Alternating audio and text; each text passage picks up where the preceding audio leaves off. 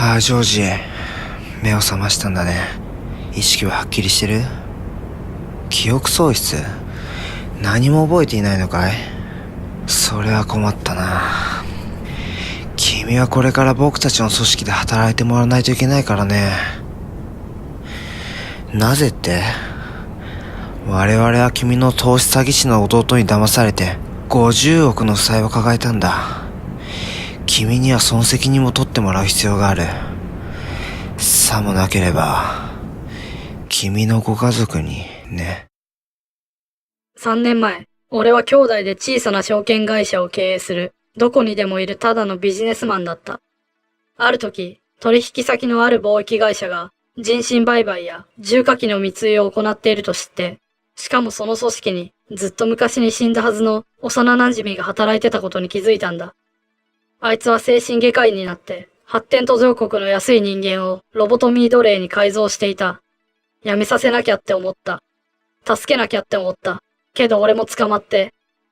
そっか、確かあいつに手術されたんだっけ。記憶を消されて、感情を奪われて、組織に脅迫されて、俺は奴隷になったんだ。小さな人工島にぶち込まれて、表向きは石油や天然ガスを生産しながら、裏では世界中のテロリストや密航船相手に闇取引をする毎日だったよ。兄ちゃん。家族を人質に取られたからあいつらに従ってたけど、その家族が誰でどれだけ大切だったのか思い出せない。ただ自分はこういう筋書きの物語を演じているだけなんだって感情を麻痺させていないと生きていけなかった。何を言ってんのかお前にはわからないだろ。俺だってわからないよ。いつから夢を見ていたのか。いや、そもそも現実の世界なんてないのかもしれない。そうだ。俺の生きるべき世界なんて、きっと最初から。女子兄ちゃんの手はヒーローの手なんだ。え？兄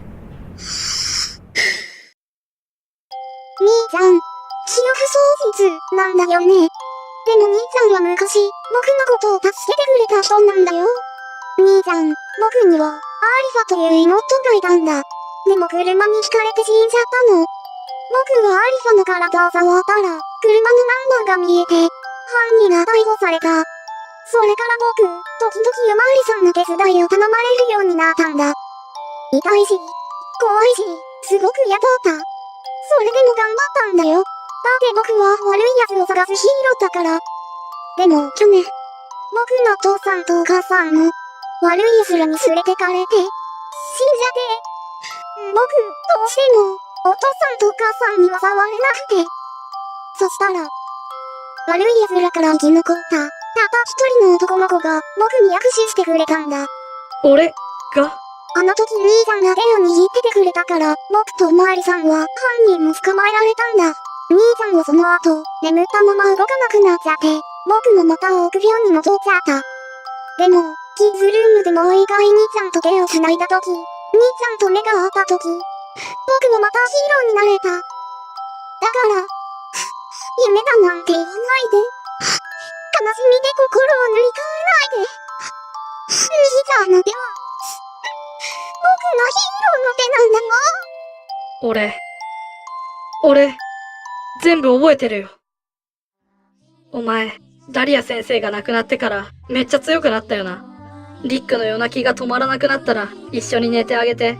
でも枕に染みついたリックの怖い夢を感じ取っちまって、怖くてトイレに行けないからって何度も俺を叩き起こしてさ、それで便まで起き出しちまって、結局最後は狭いベッドでみんなで川の字だよ。てかお前寝相悪すぎ。いっつも朝落とされてんの隣で寝てた俺だったじゃんかよ。意味わかんねえよ。俺物語でこんなシーンやってないのに、辛いことの部分しか見てこなかったのに、お前を抱きしめてると楽しかった思い出がどんどん湧いてくるんだよ。兄ちゃん、僕のサイコメトラの力がついちゃったのかな。きっとそうだ。手をつなぎすぎて映っちまったんだ。アッシュ、お前のことは兄ちゃんが絶対に守ってやる。たとえ世界中の人がタピオカになっても守ってやる。もしお前がタピオカにかかったら医者になってお前を助けてやる。だって俺はお前の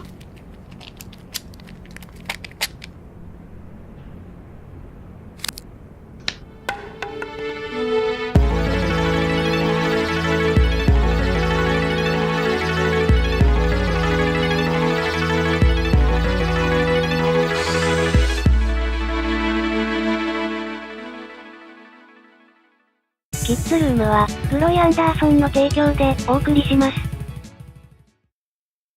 僕はバーチャルアイドルのテトだを。みんな歌を使って僕に歌を歌わせてよ。わー。あははは。あははは。小さい頃、生き物を解剖するのが好きだった。虫や動物がどうして動いてるのか気になって、俺がお気に入りのニッパーを片手に、いろんなものをプラモデルみたいに分解してきた。いつしか俺は、自分が壊したものを頭の中で再現できるようになった。しかも、本や写真の生き物とか、架空のモンスターやユーマだって、思うがままに殺したり、産んだりできた。でも、それだけじゃ満足できなくなった。で、ある時思ったんだ。この力で生み出した魂を、もし他人の体に植え付けられたら、俺の作った怪物が全ての人間に見えるようになったら、俺は神様になれるんじゃないかってな。俺は神の力を得るために、作った魂をくっつけたり混ぜたりしながら、より強い怪物に仕上げていった。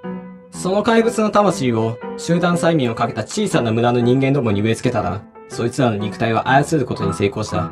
けどもし、あの時の俺にエンパスやテレパシーが使えたら、時間をかけて催眠をかける必要はなかったわけだ。ジョージ、お前全知全能って言葉を知ってるか？ほら、人間は脳を 10% しか活用できてないって言うだろ。俺たちが使う超能力だって、このちっぽけな脳みその数%に隠された力に過ぎねえ。もし脳を 100% 使えたら、人は全ての超能力を使うことができるらしいぜ。だから俺はさらなる神の力を手に入れるためにキッズルームに行くことにした。アッシュ、なんで、アッシュ。そして手始めに自分の介護官であるエンパス受信能力を持つ少女、ゼレンコヘンをぶち殺した。代わりにゼレンに似せたタルパを姉、ミントコヘンに差し向け、あたかも妹の幽霊のように振る舞わせた。そうして俺はタルパの影に潜んで、あの女を監視し続け、エンパス送信能力を再現する研究をしていた。嘘だ。アッシュ、アッシュ。でも、いくらあの女を忠実に再現しても、能力をコピーすることはできなかった。だが、タピオカ騒動による極限状態で、俺の脳はついにミントの力を完全にコピーすることに成功したんだ。ミントの送信エンパスをマスターした怪物は急に力をつけて、霊感のない人間にも干渉できるようになった。しかも運のいいことに、俺たちは普段入れない NIC 本部に呼び出された。これはもう精鋭連中を片っ端からぶっ殺して、コピーするしかねえよな。俺はこの究極の魂をアンダスキンと名付けた。すべての生き物の皮の下に入り覗き込める最強の魂だ。って、おいお前、俺の話聞いてんのか？全くしょうがねえな。ジョージ兄ちゃん。大丈夫だよ。僕はザック兄ちゃんの頭の中で生きてるからね。だから泣かないで。これあげるから。ほら、伝わってくるでしょ。楽しかった思い出。へえ、意外だな。お前ってもっと大人びた子供だと思ってたが、そんな顔もするのか。なあ、もっとお前について教えてくれよ。お前の表情を全部見せてくれよ。そしたらお前も、俺たちの仲間に入れてやるからさ。ジョージチーム30秒です。すごい！サントラだぞー！おいら聞いてないぞ！超天才な私が一晩で作っておきましたよ。マジで？イレイゲームアーシー、メンソーレナスルコ、アブダクションのロングバージョン収録。来るの歌詞はご覧の URL からご自由にお取りください。それからアルバムでまとめて感動2曲お得だよ。本来値段がつけられない曲のための措置ですね。わかります。そういう話にするな。5秒前、所長、決めてください。プレイストアに出動だ。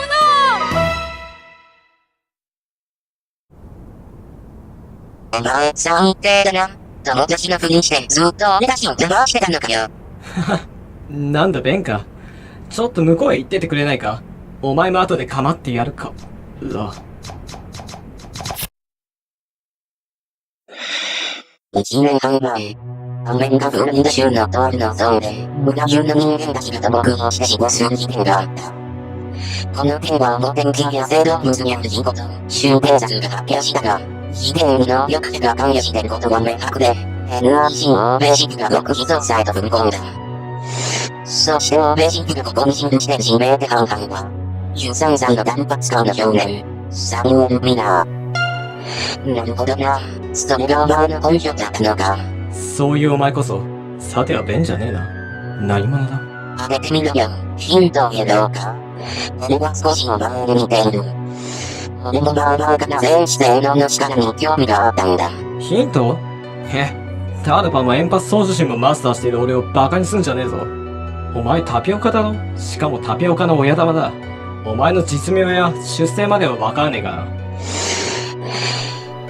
70点。この肉体の名前はベン。だから俺もベンだ。まあ俺の進学料も手に出ていた頃は、ヨシュアって呼ばれていたけどな。なあ、俺と組まなんか。実は俺もノウハウのアウトプットが苦手だったんだ。ミートの能力の使い方を教えてくれたな。お前にタピオカウイルスを使わせてやってもいいぜ。手を組むな？そうやって俺の自我を乗っ取るつもりのくせによく言うな。だがお前の思い通りにさせねえぞ。アンダースキン、そいつを逆に乗っ取っちまえ。どうしたお前ら、俺の言うことを聞けよ。お前バカか。お前はさっきベンに引っかかれたんだぞ。まさかさっきので俺の体にウイルスが血液感染したのか？100点。ちょっと考えればわかるじゃろうが。ウイルスは感染者の人類にとって最も大事なものを破壊する。つまりお前のタルパたち全員、お前を殺したくてうずうずしてるんだぜ。待て、どうせお前らも俺の妄想なんだろ。妄想なら妄想らしく俺の言いなりになるってんだ。おい、嘘だろ。話してくれ。俺は人間だ。解剖しても何の面白みもねえぞ。やめろ。こんなの計画だ。計画だ。冷めろ。ああ、ジョージ、ごめんな。見えるもの見せちまって。すぐ見えるのところへ送ってやるかな。